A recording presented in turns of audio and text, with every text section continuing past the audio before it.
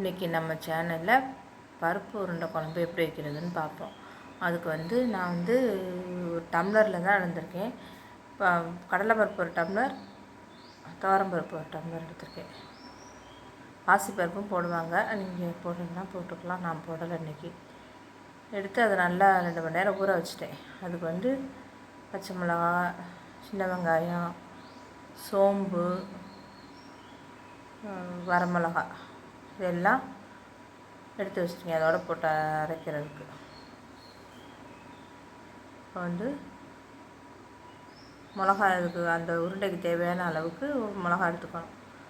குழம்பு தாளிக்கிறதுக்கு தனியாக சின்ன வெங்காயம், தக்காளி, கருவேப்பிலை இதெல்லாம் எடுத்து வச்சுருக்கேன். பருப்புண்ட குழம்புக்கு மெயினே சின்ன வெங்காயம் போட்டிங்கன்னா நைஸாக நறுக்கிட்டு சின்ன வெங்காயம் போடுறது தான் சூப்பராக இருக்கும் டேஸ்ட்டு. அதனால் நான் நல்லா சின்ன வெங்காயத்தை நல்லா நைஸாக பொடியாக கட் பண்ணி எடுத்து வச்சுருக்கேன். இந்த குழம்புக்கு தேவையான அளவு சின்ன நெல்லிக்காய் சைஸ் அளவு புளி, தக்காளி போட்டிருக்கோம். அதனால் புளி நெல்லிக்காய் சைஸ் அளவு புளி தான் எடுத்துருக்கேன். எடுத்து அதையும் இப்போ முன்னாடியே ஊற வச்சுருக்கோம். ஊற வச்சுட்டு நம்ம இப்போ குழம்பு தாளித்து விட்டுறலாம்.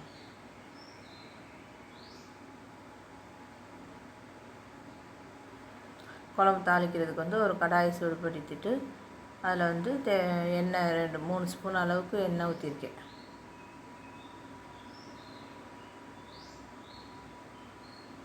எண்ணெய் நல்லா காய்ஞ்சதும் அதில் நம்ம பட்டை இலை, பிரிஞ்சி இலை,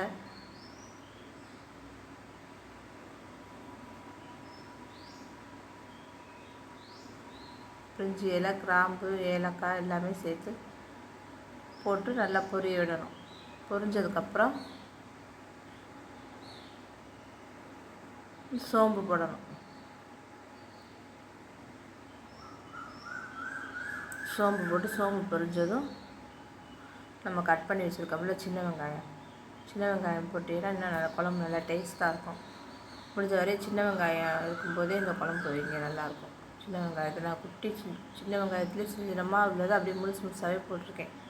பெருசாக உள்ளதை மட்டும் நறுக்கிட்டு ஒரு பச்சை மிளகா போட்டுக்கோங்க ஃப்ளேவர் போட்டு நல்லா இதை வதக்கிடணும்.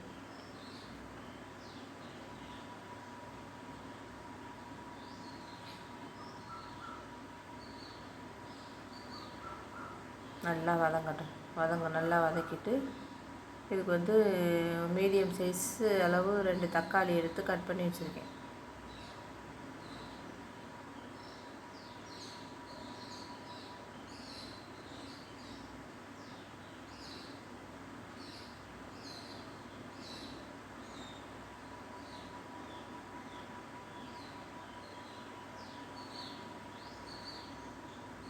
வெங்காயத்தை நல்லா வதக்கணும். நல்லா வதக்குறதுல தான் குழம்போட டேஸ்ட்டே இருக்குது. எந்த டிஷ்ஷு செஞ்சாலுமே நம்ம வெங்காயத்தை நல்லா வதக்கிடணும். வெங்காயம் அப்படியே முழுசாக அப்படி வதங்காமல் இருந்ததுன்னா அது ஒரு மாதிரி குழம்பு எப்படி சொல்கிறது, ஒரு மாதிரி இனிப்பு டேஸ்ட் உள்ள மாதிரி கொஞ்சம் டேஸ்ட்டு கம்மியாக தான் இருக்கும். வதக்கிட்டு போட்டிங்கன்னா நல்லாயிருக்கும். 2 கருவேப்பிலை கொத்து போட்டுட்டு தக்காளியும் போட்டேன்.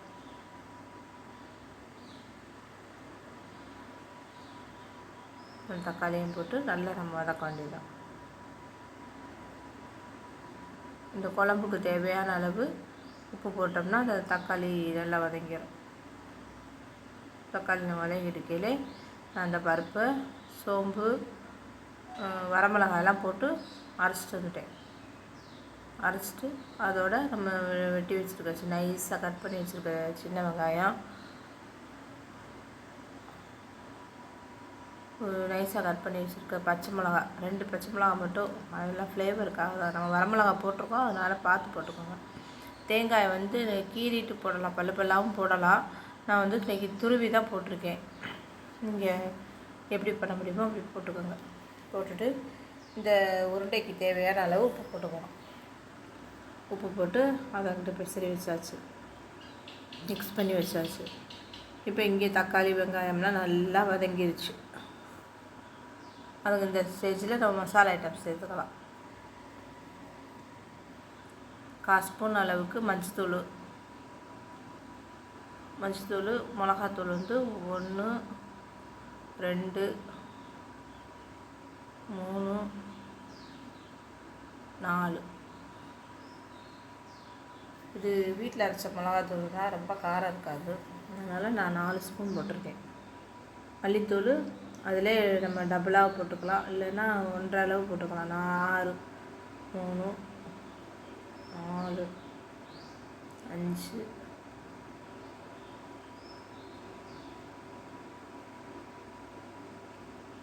மல்லித்தூள் போட்டு நல்லா லேசாக ஒரு வதக்கிட்டு கறியிடக்கூடாது. நம்ம இந்த ஸ்டேஜில் தண்ணி ஊற்றிடணும். புளியை கரைச்சி புளி தண்ணியே ஊற்றிடணும். லேசாக தண்ணி ஊற்றி நல்லா இப்போ மிளகாத்தூளோட பச்சை வாசனைலாம் போகிற மாதிரி லேசாக அதை வதக்கி அந்த எண்ணெயிலே இந்த மிளகா மல்லித்தூள்லாம் வதங்கி வச்சோம்னா அந்த குழம்பு தனி டேஸ்ட்டு தாங்க. ட்ரை பண்ணி பாருங்கள், எப்படி ட்ரை பண்ணி பார்த்துட்டு சொல்லுங்கள் எனக்கு.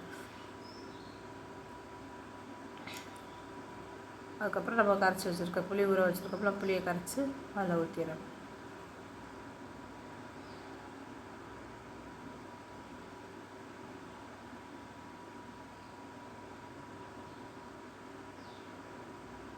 திரும்பவும் நல்லா கரைச்சி அதில் புளியை கரைச்சி ஊற்றியாச்சு.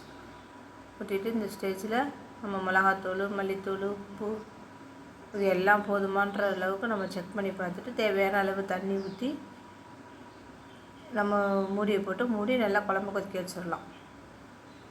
நல்லா குழம்பு கொதிச்சிருச்சு. அந்த பக்கம் வந்து நம்ம உருண்டைக்கு வந்து எல்லாமே நம்ம அரைச்சி ரெடியாக வச்சுருக்கோம். இதில் வந்து நான் கொஞ்சமாக தேங்காய் அரைச்சி ஊற்றுறேன். தேங்காய், சோம்பு, சீரகம், வெள்ளைப்பூடு, இஞ்சி இதெல்லாம் வச்சு ஒரு சில்லு அளவுக்கு இது குழம்புக்கு தேங்காய் அரைச்சி ஊற்றி அதுவும் ஊற்றி நல்லா இப்போ வந்து குழம்பு கொதிச்சிருச்சு.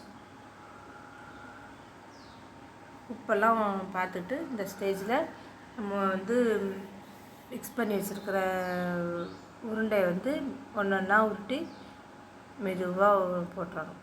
சில பேர் வந்து இட்லி பாத்திரத்தில் வச்சு அவிச்சிட்டு போடுவாங்க. நம்ம ஒரே தான் போட்டோம்னா தான் உருண்டை ஒன்றோட ஒன்று இதாகிடும்.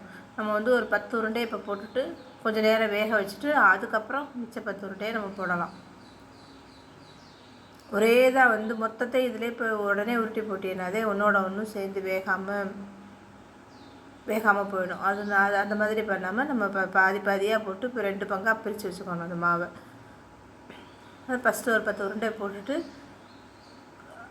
நம்ம வந்து கொஞ்சம் நேரம் கொதிக்க விட்டுறணும், கொஞ்சம் வேகட்டணும்.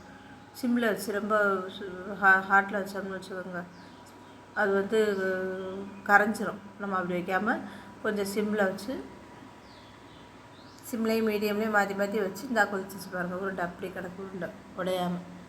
இப்போ முக்கால்வாசி இது பாதி வெந்துருச்சு. வெந்ததுக்கப்புறம் மிச்சத்தையும் போடணும். மிச்ச உருண்டையும் போட்டோம்னா உருண்டை வந்து கரையாது, ஒன்றோட ஒன்று ஊட்டிக்காது. இதே மெத்தடில் தாங்க நான் எப்போவுமே செய்வேன். இது சில பேர் தெரியாதவங்க பிகினர்ஸ் வந்து நம்ம இட்லி பாத்திரத்தில் இப்படி உருட்டி கொலக்கட்டைக்கு உருட்டி வைக்கிற மாதிரி இந்த இதை உருட்டி உள்ளே வச்சு அரை வேக்காடு வேக வச்சு அதுக்கப்புறமா எடுத்து நம்ம குழம்புல போட்டுக்கலாம். நான் வந்து டைரெக்டாகவே போட்டுட்டேன். ஒரு உருண்டை கூட எனக்கு உடையலைங்க பாருங்கள். அதுதான் மொத்தமாக போடாமல் நம்ம 10 இப்போ 2 பங்காக பிரித்து வச்சு பாதியை இப்போ ஃபஸ்ட்டும் மிச்ச பாதியை அப்புறமும் போட்டோம்னா நம்மளுக்கு வந்து கண்டிப்பாக உருண்டை உடையாது. ஒரு டிப்ஸ்.